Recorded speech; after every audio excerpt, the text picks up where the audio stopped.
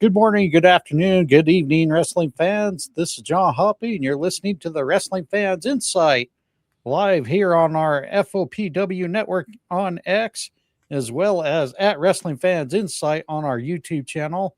And along with me, Bryan, the hype Ballard. How are you, buddy? Hey, I'm good, and happy weekend, everyone. So soon to be Monday. Well, thank you for not saying Happy New Year, because I thought that's where you were about headed. Oh, no. We're past the 10-day mark, which was customary. I think we figured out. So Yes, we have. But hey, Bryan, how you been? doing good. So we'll get another week closer to Royal Rumble. I'm waiting for WrestleMania season to kick in. I was told the debut of Netflix last year was the kick of WrestleMania season, but I don't know. Is it WrestleMania season? Does it feel like it? Well, it was mentioned a couple times on Raw this week that we're on our way on the road to WrestleMania. So I always counted it first day of the new year as it always should be your road to WrestleMania, but it sure doesn't feel like it, does it? Yeah, I was gonna say, it's like Christmas season. It's like, when does the spirit kick in, right? And Royal Rumble's supposed to be that, supposed to build towards it. And we talked about Raw last week, and it was a little bit of a stranger episode, right, with the Stranger Things moniker. And was it just as strange this week? What was your thoughts a little bit? We'll get into that, I'm sure, but I know you wanted to talk about a lot of other things. So I don't know if it could have been any stranger than last week, right? I mean, that was just horrid. And when I say horrid, I mean it was really hard to follow what they were trying to have as an end game for that episode. Yeah. I mean, it was not well put together, and I think we pretty much got our rants over with it on last week's episode. We did. It was just one of those, you scratch your heads, and if you're trying to get me to get into watching something new, Yep. you really got to have the tie-ins for that entire episode, and that's what it lacked.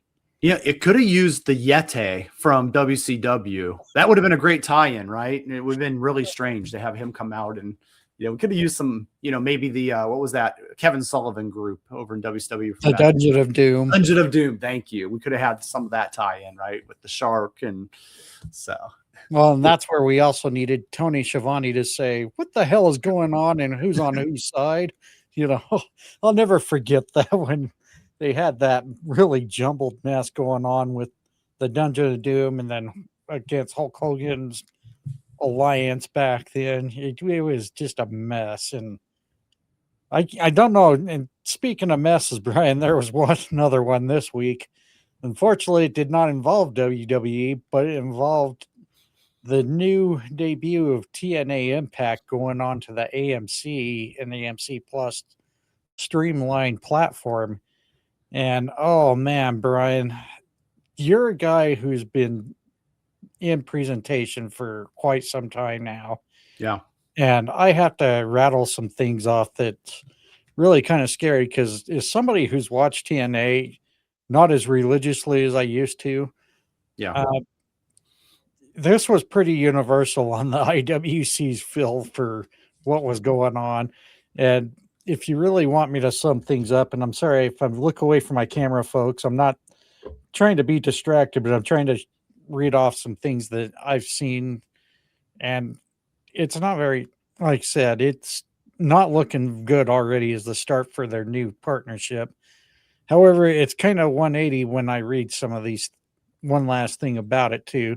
But let me first start off by saying it was reported Eric Bischoff criticizes TNA's AMC debut was a production itself was very poor. And then I'm going to read something here from a Bleacher Report, Bryan. And for those who know, I kind of tend to rely on some of the things Bleacher Report does, because I do think they do give a fair analysis most of the time. There's times where I kind of challenge it because I feel they are overly critical. But let me give you the summary they gave for the TNA Impact debut on AMC.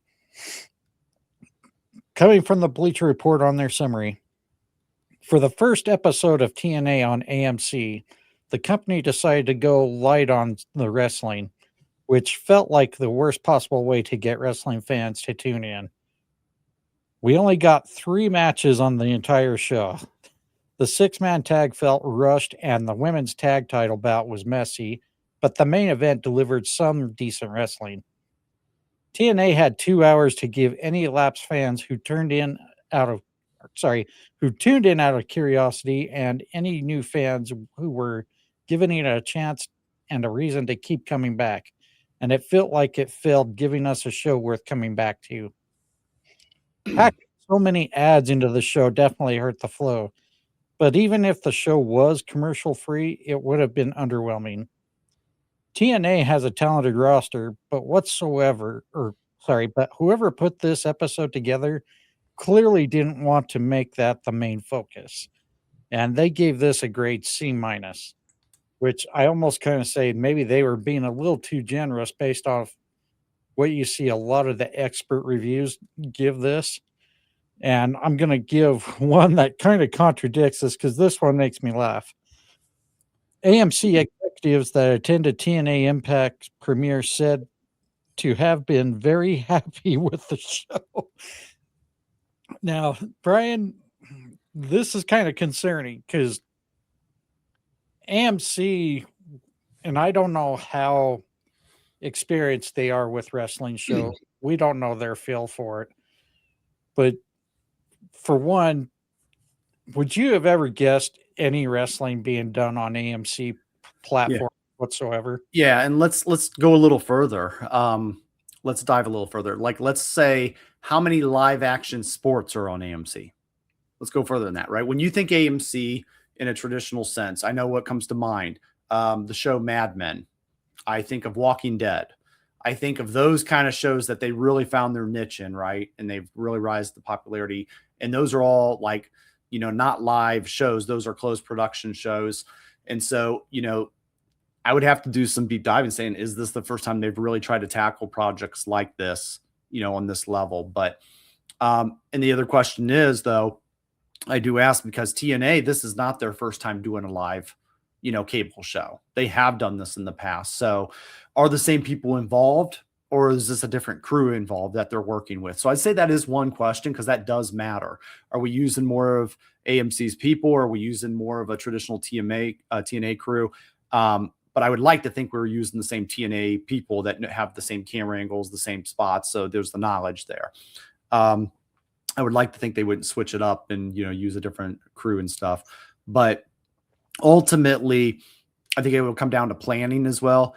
I was looking at a lot of feedback just in the community, and I didn't see much praise for that side of the show. It was very hard pressed to find any. And you read off Eric Bischoff's, among others, right? And when I hear 3 matches on a 2-hour show with commercials and this and that, Bruce Pritchard, I think, would give that a high praise, right? Based on his comments. Well, that's enough for the fans to remember, right? And we don't want it to become forgettable. We had a whole conversation about that last week on his Something to Wrestle With podcast. But at the end of the day, I mean, here we are getting a lot of people that are saying, well, for a debut show, that's not memorable at all. So, I would personally, feel like, when you want to hit a 2-hour time frame, I would go back and study those old school Monday Night Raws from 9 to 11. I would look at that target and say, what did they do to make that special? You had AJ Styles in the building. What could we have done? I would have hyped up the return of AJ Styles a little bit more, right? And I know you won't be able to use them every week, but I felt like that could have been a nice little build up and taster, right? But even though we are seeing them on the other channel, I would have, really built the story through the night of who is TNA wrestling. I would have given some of the history of TNA's greatest moments throughout the night in some vintages, right? And so remember this moment, kind of like what you got in the ECW One Night Stand show, the original one, and how they showed classic ECW moments throughout that pay-per-view night, taking us on like a nice memory. I would have done that with this debut show, just to introduce a new live TV audience to who is TNA Impact Wrestling. And just, oh, wow, I didn't realize that. Hey, that Samoa Joe guy was there. That's their footage. They own it. They can use it, right? They can use these guys and they can say, I didn't realize Kurt Angle was there. I didn't realize that Hulk Hogan was there. They own all of that, right? So they can actually showcase these people and say, wow, we're a big deal, or we are a big deal, even if they were not, or you don't think they were. They could at least showcase that when they had those kind of talents there, and then show people what this new generation is. And that's how I would have approached their production. Wow, we feature these new stars in matches and get people to kind of stay hooked. And there's just something about those first time fans when, you're going to get some casual people that are going to say, wow, I see, some of these old school clips. Who is this company? And you're making that first impression. And unfortunately, and I'll kind of bounce the question back to you, but how many people, based on the first interaction debut show, are going to watch next week and watch this follow-up show based on what they've seen? And I want to get your kind of thoughts on that. Other point, so two-part question. Do you think that some of this was because possibly they were too focused on, targeting the Genesis pay-per-view that happened this weekend? And maybe they were just so honed in on that. They were like, well, let's get this over the way, and then we'll, get past Genesis, and then we'll hone in next week on our show. So I'll bounce it back to you, John. So to answer kind of your first question, I think it was regarding how many people would come back. If I was your hardcore wrestling fan who was excited for this debut, I definitely wouldn't be giving this a second chance. I mean, and the reason I say that is because if you have such a poor production quality, and like our conversation last week with about Bruce Pritchard with the comments about, we don't want fans to have forgetting these moments. This is kind of contrary. These are moments I want to forget about. There's no point to me tuning back in because you've lost my interest, and when you lose my interest like that right away, I'm done with you. I can't watch anymore. It's kind of like the tribalist in a way when they say, "Oh, I can't watch this promotion or watch that promotion," which you and I always advocate. Don't ever do that because one, you never know when something can just turn around like that. But if it's truly something you don't want to watch again, don't watch it and stay away from being such a negative person. But to kind of answer your point on them being focused with the Genesis pay-per-view, let me kind of also throw this because this is a summary from Bleacher Report. And this is a much better praise because Bleacher Report gave the Genesis pay-per-view a grade of a B, a solid B compared to the C- that they gave the Impact 2 days before. A vast improvement over the nonsense that was Thursday's AMC debut. That's pretty brutal right there. This was a show that featured several rivalries ended, others extended, and a main event that concluded with the right guy going over. The creative team practiced patience instead of running with the Nick Nemeth cash-in, and everything was right with the world. There was nothing on the show that could be deemed inherently bad or more than one match exceeded expectations. For a company facing scrutiny after the underwhelming start to their return to basic cable, this was a much needed win. So I'm going to go back to the first question you answered, or you asked me. Would I go back? Probably not. Yeah. But now that the pay-per-view has come and gone after yesterday, I don't know. That kind of would give me maybe a redeeming second chance to go back and watch it one more time to see if they improve.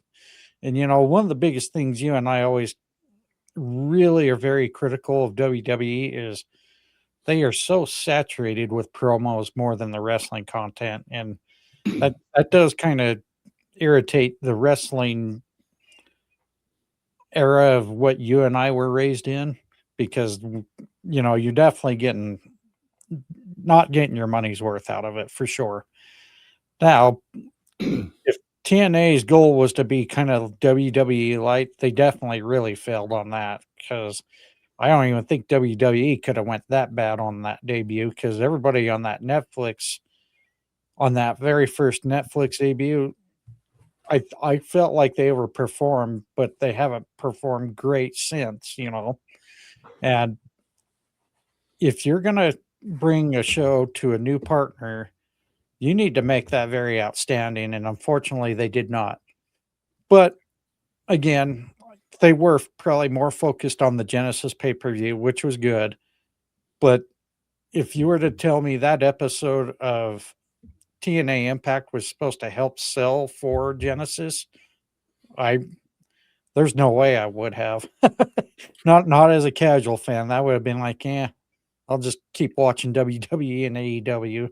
Yep. So I do think they, and you're talking from the hardcore wrestling fan standpoint, the casual fan, they would have lost them, right? Because I don't think they're coming back next week to that specific product. Now, the good news is we're in WrestleMania season. There are other casual fans coming. So what does bode well for them is launching at this time of year. They're going to get friends, and I have these friends that just only show up for WrestleMania season. They watch from Rumble to Mania, and then they're like, okay, see you next year, right? It's just the way they enjoy their wrestling, and they don't mess around with the rest of the year, right? They get their little nostalgia taste. They see what's going on. They text me and they say, hey, what's the deal with this LA Knight guy, right? And then they check into that. I think I remember him from last year. Wasn't he the Slim Jim guy that they're trying to do the Macho Man thing with? And I'm like, yep, that's him, right? But at the end of the day, they'll catch those people changing the channel, trying to find, because it is on cable, right? So they'll find those old school fans. What channel's wrestling on now? Because God, we changed it so much. It's everywhere. It's not on USA Network. Where is it? Oh, here it is. And they'll see TNA and they'll watch it. They'll be kind of tricked into it a little bit. And then they'll say, well, wait a minute. This is wrestling. This isn't them. And they can hope to get sucked in a little bit to this.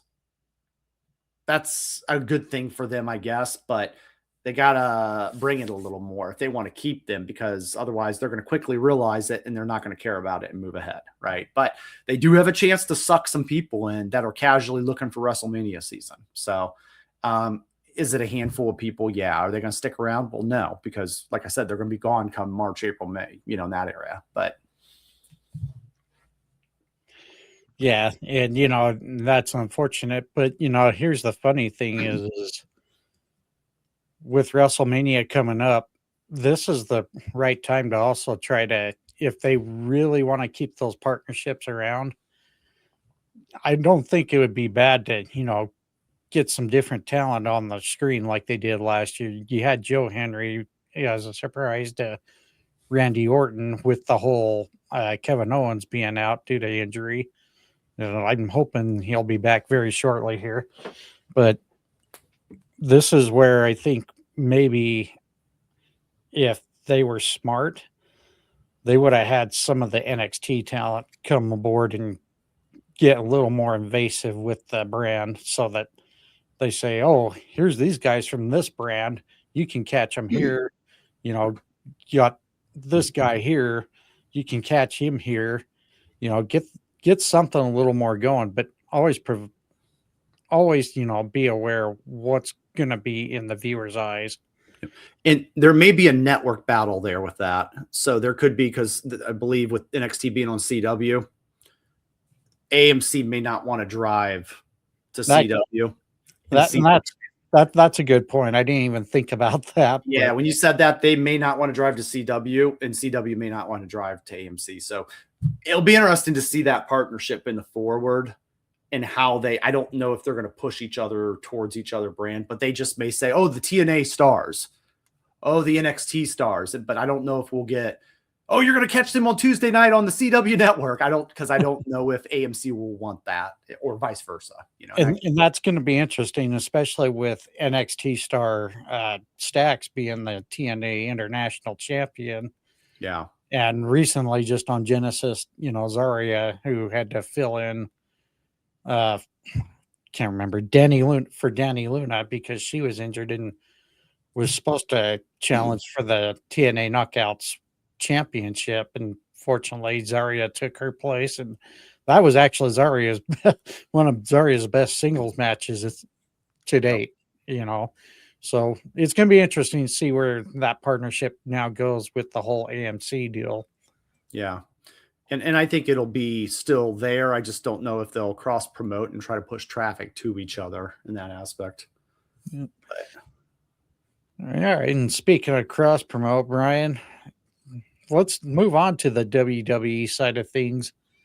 It was definitely an interesting week for WWE. As you mentioned, last week we countered Stranger Things themed Raw, which obviously in our last week's Stranger Danger Raw, that was horrid. But I felt like they bounced back a little bit with coming into Germany this past week.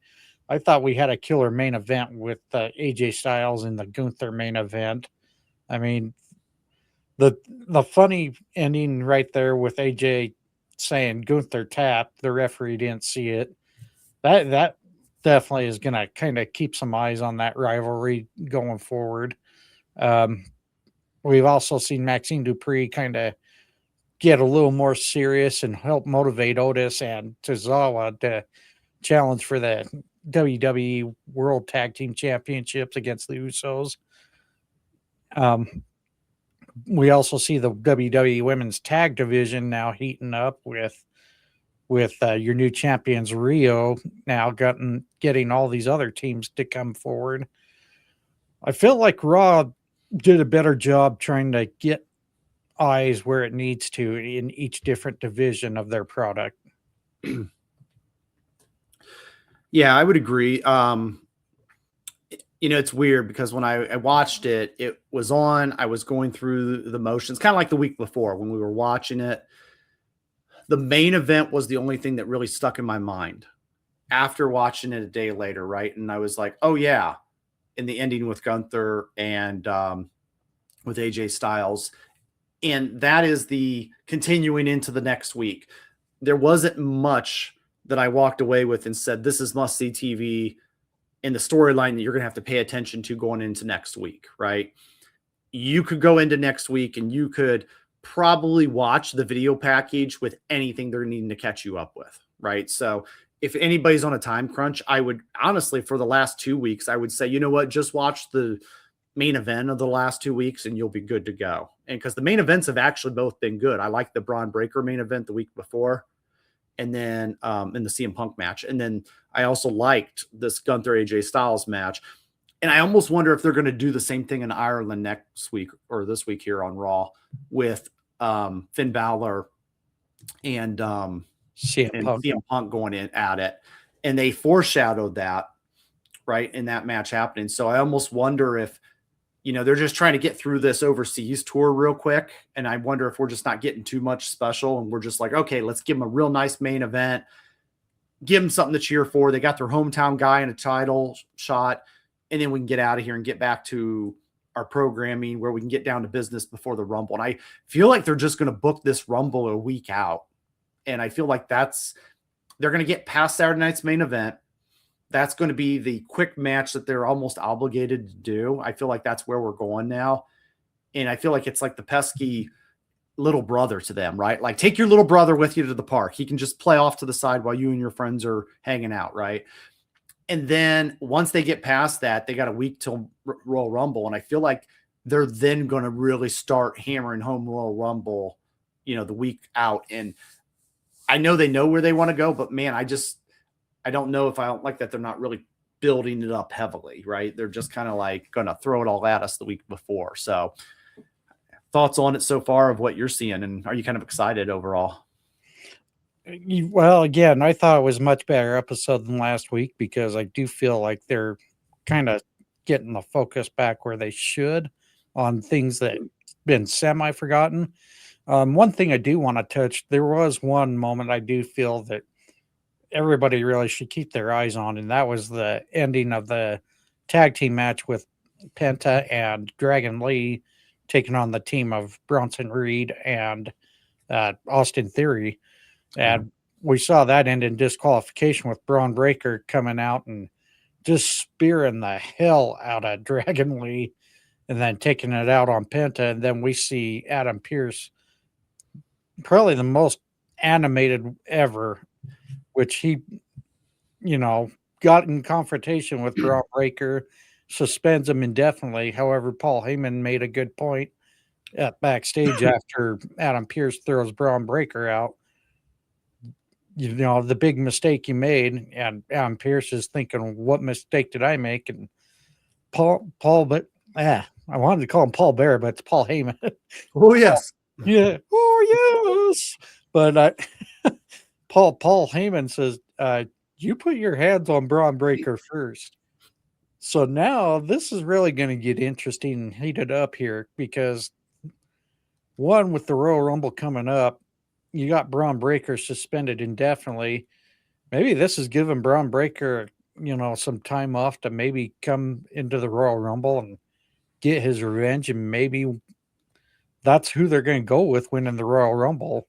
I don't know, but no, it's a good point. But before we get to the Royal Rumble, what's your thoughts on this angle?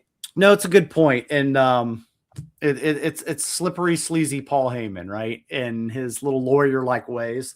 It's funny because that did happen, and it happened so quick, and it went in and out of my head, right? And I'm like, was that that was Raw? Oh my gosh, that did happen on Raw. And Adam Pearce is foaming at the mouth, and it's all suffering succotash and spitting out of the mouth while he looks like Sylvester the cat. I mean, I'm like, and Adam Pearce, can we talk about when he gets mad? Okay. And I feel weird about saying this because years ago I said he needs to show more ruthless aggression, right, in his general manager role. But now that I got it, I don't know if I believe it. And because it's so, like you said, animated. And when he gets mad, I just want to be like, calm down, little buddy. Like that would be almost my reaction if I was Braun. I'd be like, oh, calm down, little buddy. It's like, it's not that big. But if, the SmackDown, when, oh gosh, I'm losing his name. Not Nigel McGuinness. Nick Aldis. Nick Aldis. Thank you. I almost went to the other brand. Nick Aldis, when he got mad as a general manager, I took it serious. Like if I was a wrestler or talent and he was mad, I'd be like, oh boy, he's mad, and I would actually probably be a little more worried as a talent. I'd be like, oh man, no, he can do stuff. He's going to end up firing people, or like you start believing the ramifications of what's going to happen. But for some reason, Adam Pearce just looks like he's throwing a tantrum that he has it's going to get reversed. Like everything I think that has ever happened to him when he's done something has always been reversed. And it's always somehow not stuck, right? Where Nick Aldis, it always seemed to stick and he got his way most of the time, or he even, took it into his own matter. But it's interesting. So I guess they're going to go that route, but I just had to chuckle at that moment because I'm like, Braun, calm down.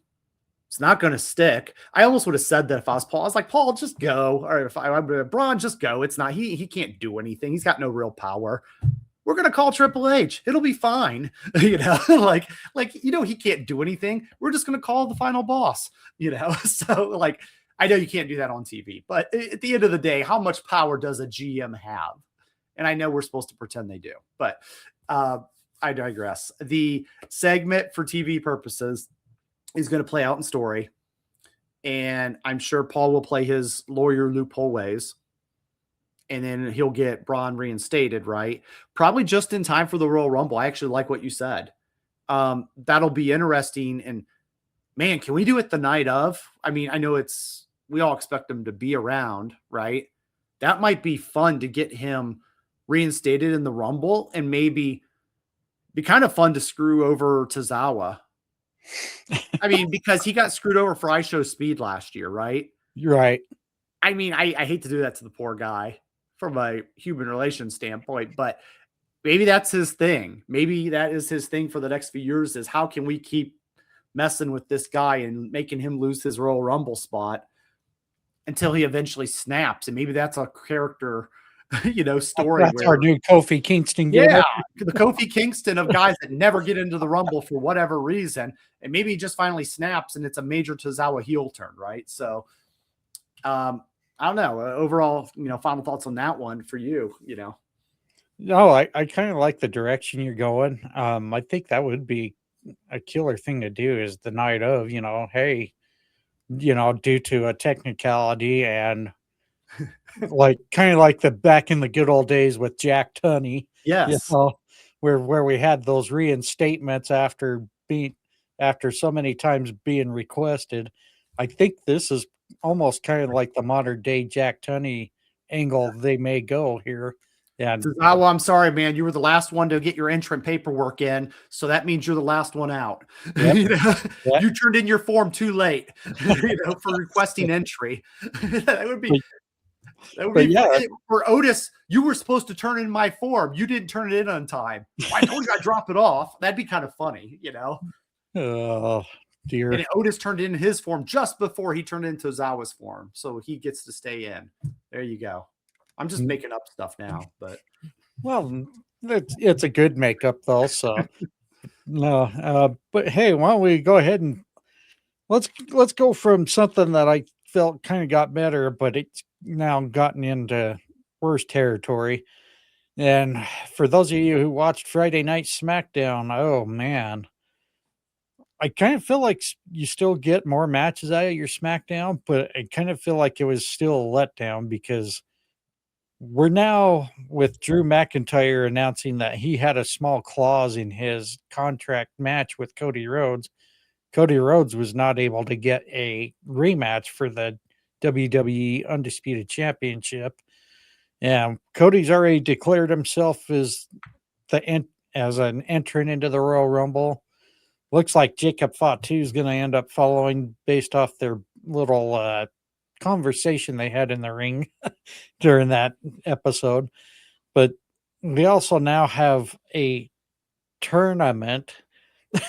yep, If you call it that, we had a mini tournament for where the winners qualified to go into a fatal four-way to eventually become the number one contender for the WWE Undisputed Championship.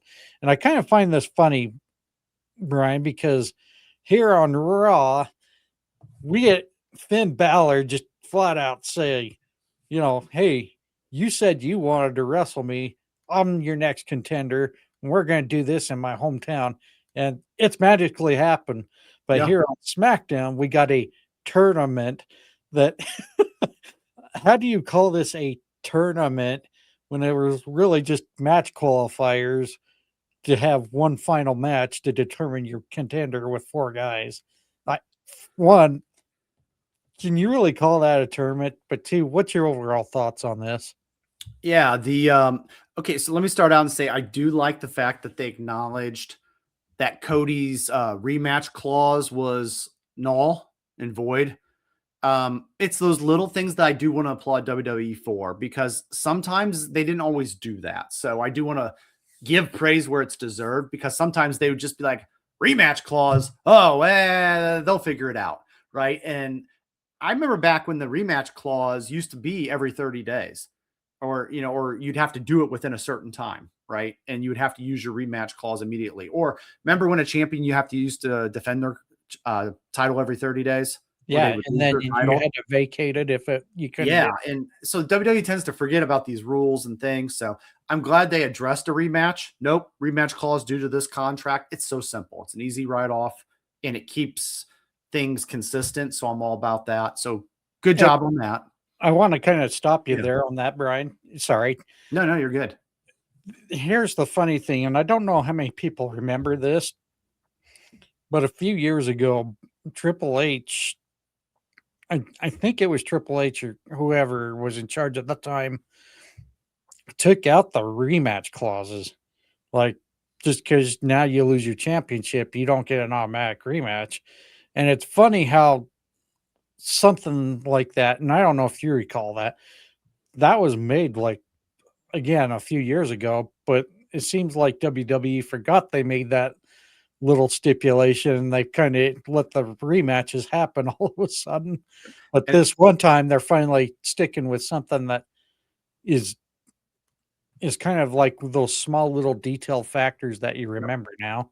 And it's okay to just say, oh, it was in the contract. That's such an easy talk off. Right.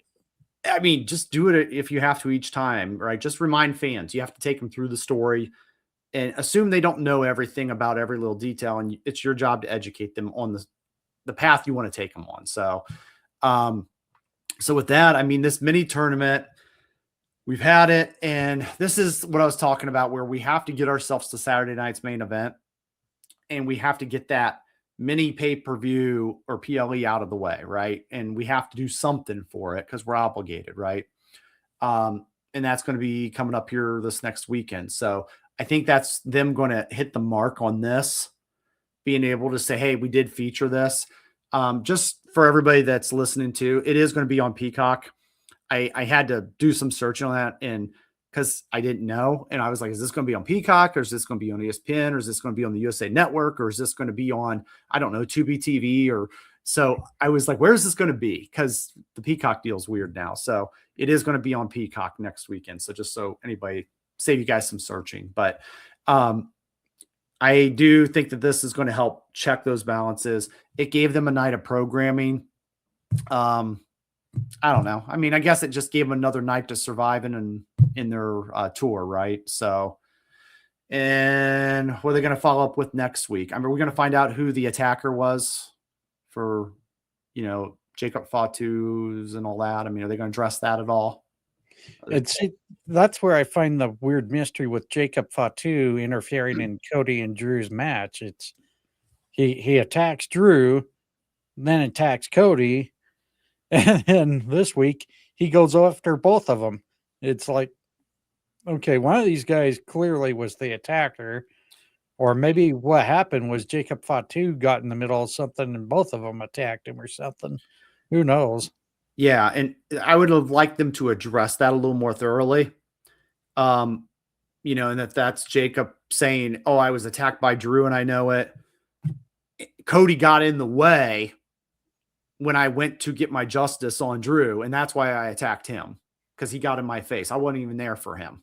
I need a little clarity, right? Because that part of the story is a little, confused.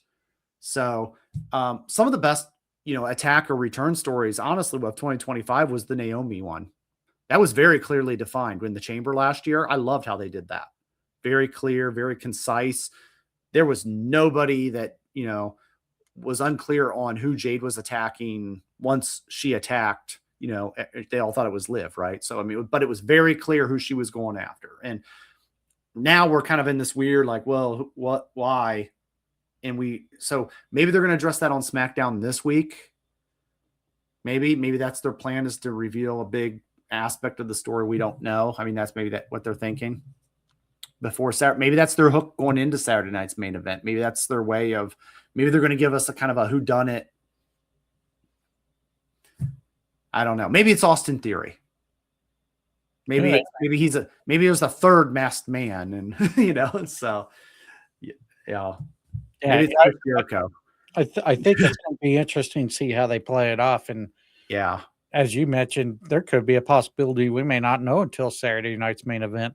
I mean, there's something that needs to be answered, and you're confusing wrestling fans again to our conversation last week.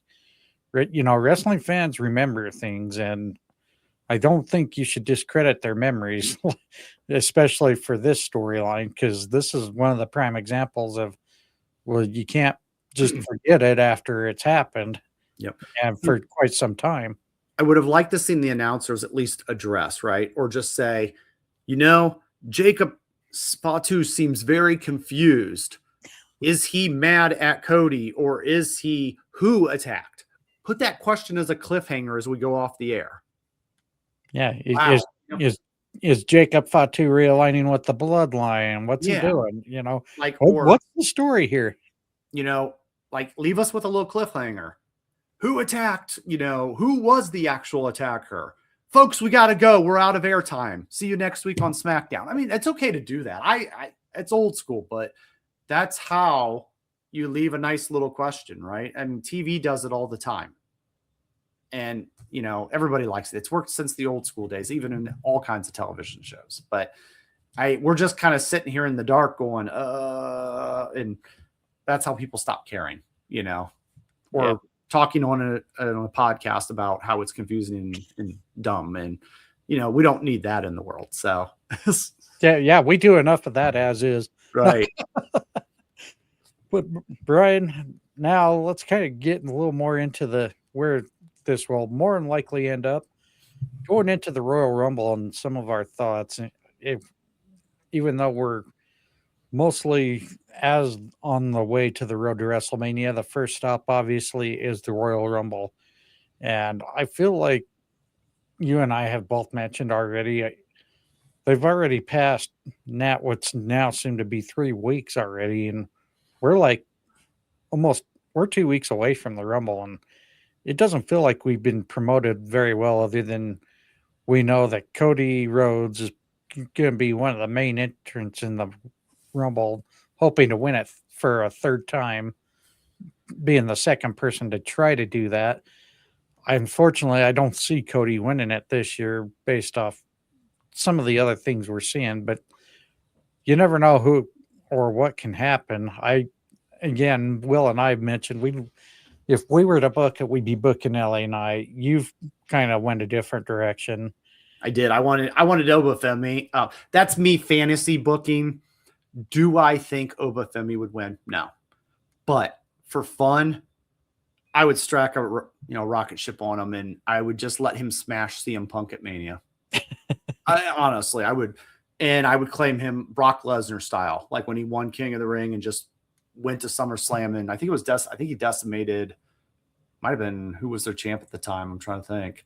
I know he beat Hulk Hogan. I know he beat Randy. I mean, he went through a slew of people just like right away. So yeah, it was the summer of Brock. I think it was The Rock, actually. The Rock. The Rock was who he defeated for this first WWE championship. And they never look back, right? No.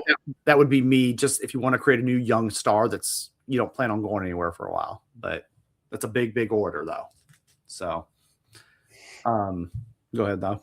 But anyways, so far we already know Cody Rhodes being one entrant in there. Again, we did our booking 2 weeks ago, who we would want to book. But if we were to look at other options and who's hot and who's in the running, who do you think right now would be your best option? Oh, I'm going old school 94 Rumble with a double elimination like Bret Hart and Lex Luger. I am doing Jay and Jimmy Uso double eliminating each other and co-winners of the Rumble. And we let them duke it out on night 1 for the right to fight for the title in night 2. And the champion in night 2 would be Jacob Fatu, and Rikishi can finally be happy. Oh, Jesus. No. So, almost made it through with a straight face. So no. And we can yeet all over the place. No.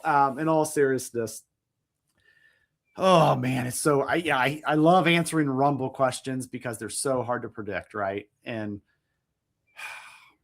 give me a sec here. I don't think it's Cody. That's too obvious, and it's too many years in a row, right? There's the obvious answers, right? There's the Cody Rhodes. There is the Roman Reigns. You could throw Roman in there, and nobody would be surprised, right? But then the question is, do you want Roman to go against any of those champs, right? And that's the thing. You have to think of long-term booking of who you want Roman to go against. I'm going to give you guys like some of my personal top 3 favorites that I would love to book in the Rumble to win the Rumble and to go on and fight the champion. You guys already, in no particular order, you guys already know one of mine. It's Obafemi. I would love that. I think it would be, I get excited when this guy wrestles, and I think he's the real deal. Okay. Number 2, we'll count down. I also would like to see an LA Knight. I think, man, he's just got an it factor with the fans. But I am fearful that we're a year too late. I said it last year. I actually said if the WWE wanted to invent like a newer, younger star, they should go with somebody. They kind of did it with Jey Uso, which they took the idea that I had, but they applied it to somebody else. I kind of said it should have been LA Knight at that spot going against Gunther. And they did it with Jay, right? So LA Knight, I thought, was the hot ticket last year. And I would have been interested if we would have done a 2025 what if scenario. I think that would have been a crazy what if world to see what a world of 2025 would have looked like with LA Knight as champion and what we would have gotten in a year of him. And I think it would have been interesting. I think he would have brought in some advertising with Slim Jim and all this other stuff that, WWE would have liked in this corporate era. So, and then my number 1, who I think would also make sense to win the Rumble, would be Gunther. I think it makes way too much sense for me. Gunther has been Mr. Iron Man of the Rumble a couple years ago.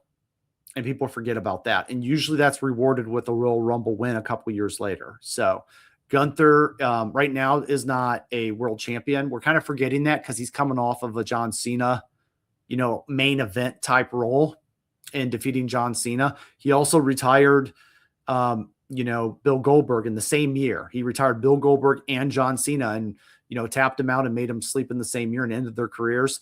But prior to that, longest reigning Intercontinental Champion in WWE history, right? So he's got the impressive resume. And last year, he was a company guy as a world champion. WWE went with Jey Uso, and he did the job for Jey Uso, and he didn't complain. He made no complaints. He did his job, and he even tapped out to Jey, right? Which I think WWE, I don't want to speak for him, but I think at the long term, they realized that wasn't maybe all the way 100% the route to go. They tried to really put the rocket on him, but at the end of the day, Gunther did it without question. So I think that shows a lot of loyalty.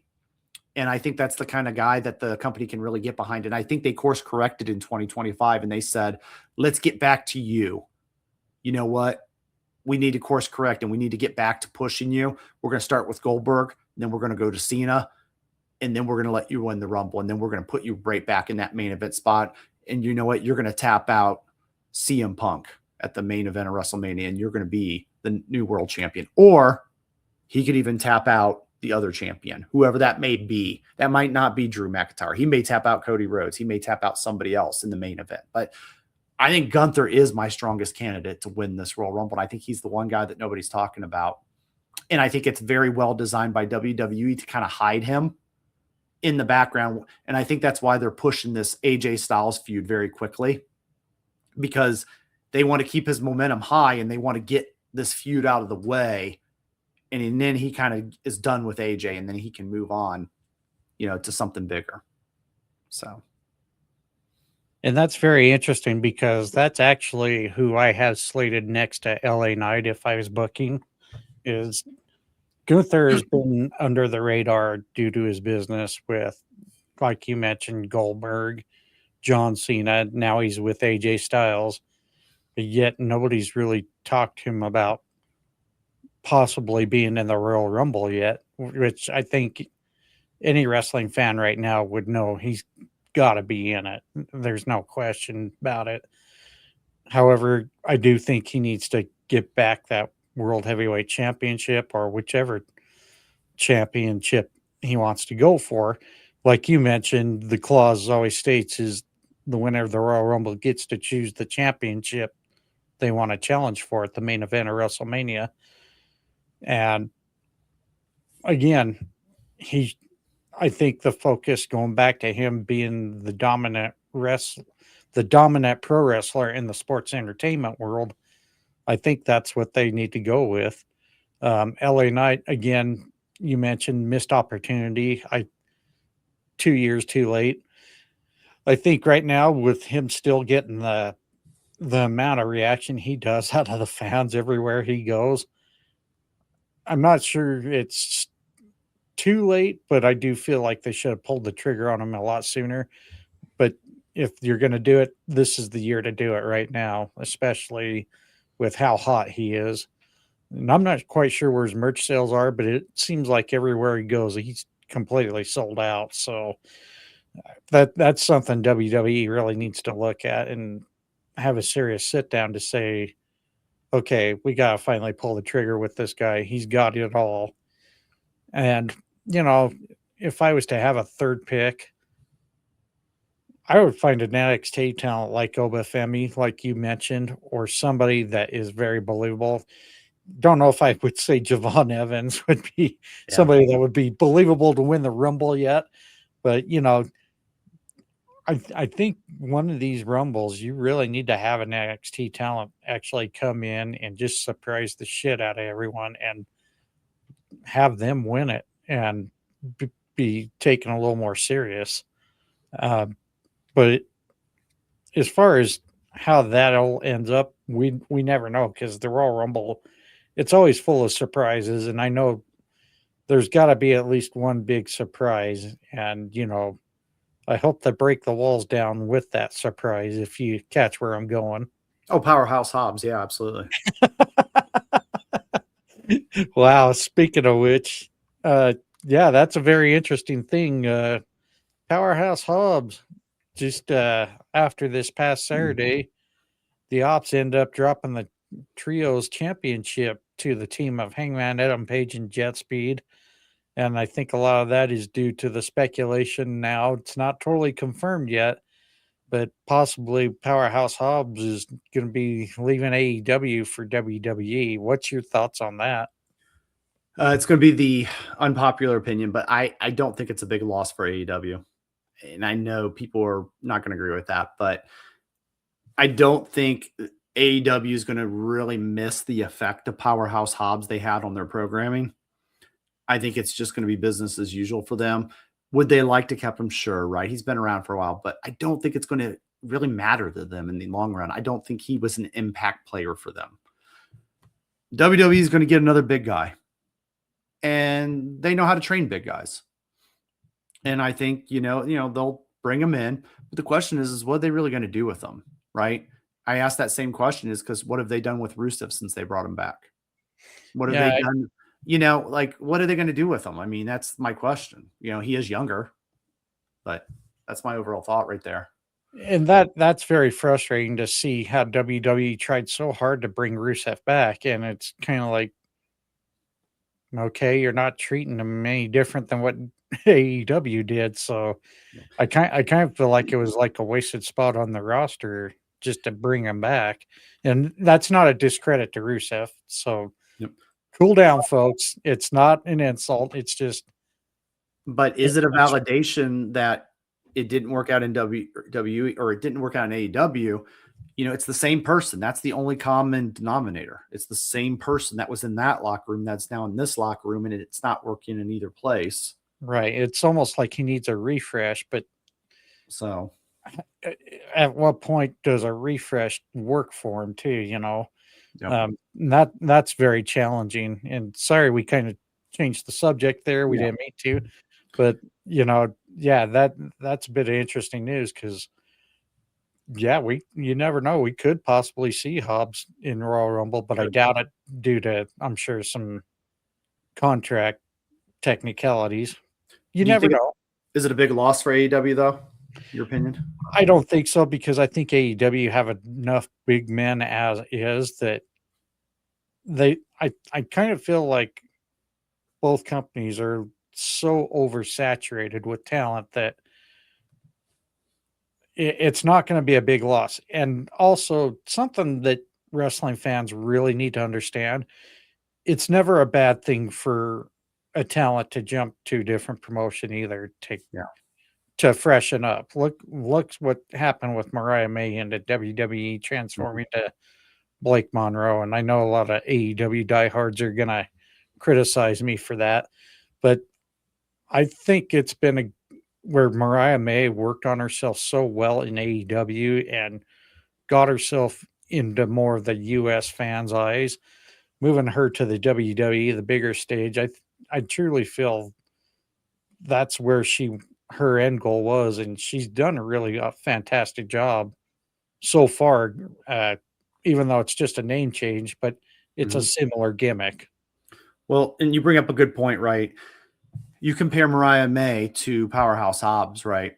That was more of an impactful loss for AEW, right, than Powerhouse Hobbs. Mariah May was very integrated in that women's division and one in the hottest programs with Tony Storm. And when that went away, they were like, oh, well, we have big plans for you, right? But when Powerhouse Hobbs gave his notice, I don't see Tony Khan saying, oh my gosh, we had all these plans for you. Like, I see him saying, well, I like you. I'd like to give you a contract, but okay. But yeah, where's the end game with him? Yeah, so I don't think it's a big loss, and I don't mean disrespect by that. I just don't think there was a lot to do. And I don't think that's big loss either. I think the one thing WWE does better is they do know how to book the bigger men compared to AEW, and that's not a knock on AEW. It's just that's what WWE's been known for, is booking the big man, the meat fest there. I think AEW is still in good hands with who they have, especially with some of the new recent signings.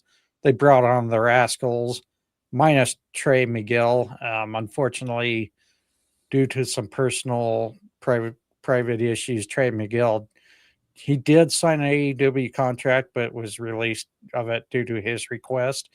Hope things go better for Trey, and hope he joins his brothers soon. But it was awesome to see the Rascals debut last night on Collision with their backstage promo. It was actually pretty killer if you haven't caught it. But again, yeah, it never hurts to watch talent go from promotion to promotion. Our brother Carlos there with fans of pro wrestling and the Wrestle Collective, he always says all these promotions are great for the talent because there's always plenty of stuff out there, and wrestling fans are never going to go hungry because we got all these different opportunities out there. And then again, it never hurts for them to explore it. I think this is a good move for Powerhouse Hobbs. We'll see how WWE treats him. If not, he can move on to the next one, and who knows? He will find success somewhere. Yeah, and moving to promotions is never a bad thing. I think this is one of those situations where it's kind of good for everyone involved, and it's one of those, like, it doesn't always have to be like, oh my gosh, I can't believe this, and oh, how dare they, right? And from what I heard, he kept it pretty close to the chest, for whatever reason, right? We've all left a job at one point, but I also heard he also didn't want to burn bridges, right? Which is the right thing to do if you can, right? So sometimes it's always the best thing to do, and I really heavily tell anybody, no matter what industry you're in, don't burn the bridges. Yeah, and you never know when you need to fall back on something. And I will say, I think this is probably just best for everybody in that sense. I think Jade Cargill's exit was also very similar. She was very upfront and honest with Tony, and I think there's a lot of respect there. And I think Jade is one of those, like, I think AEW did a lot for her, right? And time will tell whether that pays off in the other land as well. So cool. All right. Well, Brian, it's been a great conversation with you. I know we're kind of getting run down for time here. Next week, it'll be an interesting episode. I'm going to do my top 20 Royal Rumble moments, as I will actually be gone most of the weekend for a bowling tournament. Brian's got personal things going on. But first and foremost, I want to give a shout out to my brother, William. He fell under the weather this week, and that's the reason why he was not able to join us. William, hope you get feeling better, and hope to see you here in a couple weeks. Brian, without any more things to talk about, really, well, I'm sure we always have more things to talk about, but why don't we get your final thoughts and some shout outs for the week here? Yeah, thank you for the good conversation this week. And then again, I'm excited for, business to pick up, as the great JR always used to say, and, Rumble season getting into effect. And I'm going to keep watching and keep hoping that, more stuff draws me in and in as the weeks progress, because this is our magic season. So. All right. And again, folks, things are going to start heating up. Royal Rumble coming up, as well as the Saturday night's main event coming up next week. So this is going to be an interesting next couple of weekends of wrestling product going on. But I do want to give some shout outs out here. I want to shout out to our brothers, Carlos, Dev, Sean of the Fans of Pro Wrestling, as well as Carlos working with the Wrestle Collective. They're doing some great content there on the X app, as well as they got their podcast on the YouTube and Discord. Be sure to go check them out, and check out our,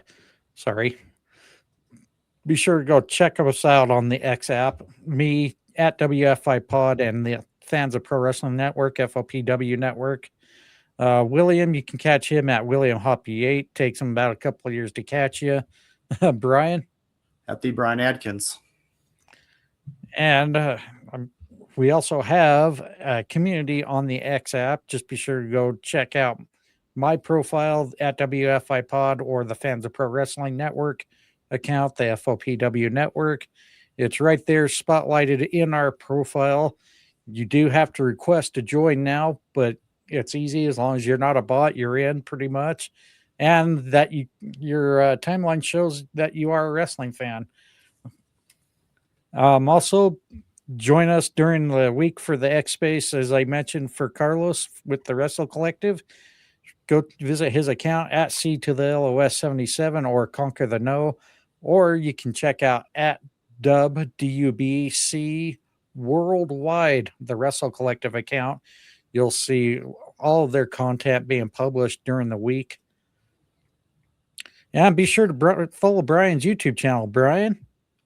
It's at Tap Out Talk on YouTube. We range in a couple different things, mostly just coverage of PLEs, and I have some fun with some shorts, TikTok-like things. So it's just, I enjoy little mixes and stuff like that. And Bryan just recently did an episode, correct? Yeah, I did one. I did one on the John Cena Saturday Night's Main Event, getting my final thoughts on there. It's the Way Too Late episode. Honestly, I don't care if you guys watch it or not. I just wanted to get it more uploaded, but I know we're supposed to promote things, but I told John earlier, I was like, I don't care if people watch it or not. I just wanted to get it out there because I'm a completionist and I have to get things completed that I started. So that's what it was. So thank you guys.